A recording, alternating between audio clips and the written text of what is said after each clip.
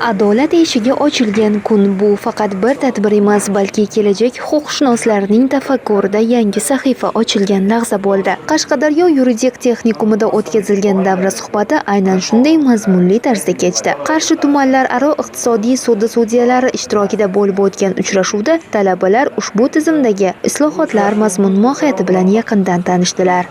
Men bu davra uchrashuvidan o'zimga kerakli bo'lgan ma'lumotlarni oldim va ustozlardan olgan bilim va ko'nikmalar asosida kelajakda huquq sohasida ishlamoqchiman va jamiyatga va xalqimizga o'zimni foydam keltirmoqchiman. Suhbat davomida sudyalar tomonidan yurtimizda amalga oshirilayotgan keng ko'lamli islohotlar, xususan inson qadri uchun tamoyilining mazkur tizimdagi ustuvor ahamiyati alohida ta'kidlandi. Yangi tahrirdagi konstitutsiyada inson huquq va erkinliklarini himoya qilishning mustahkam kafolatlari yaratilganligi haqida tushunchalar berildi.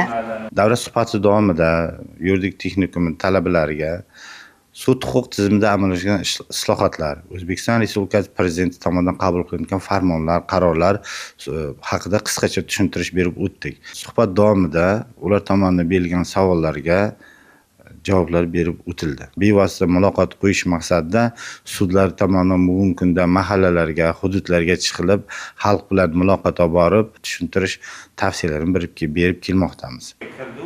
Shuningdek, ushbu yo'nalishdagi raqamlashtirish jarayonlari, yagona darja tamoyili va masofaviy sud majlislari kabi yangiliklar orqali fuqarolar va tadbirkorlar uchun qulayliklar yaratilayotgani qayd etildi. Sudlar faoliyatining ochiqligi va shaffofligi orqali jamiyatda adolatga bo'lgan ishonch mustahkamlanayotgani misollar orqali yoritildi. Uchrashuvning eng muhim jihati esa talabalarda huquqiy ong va adolatga bo'lgan ishonchni mustahkamlash bo'ldi. Bu kabi muloqotlar faqat bilim emas, balki mas'uliyat hamda fidoyilikka chorlovchi hayotiy saboqdir.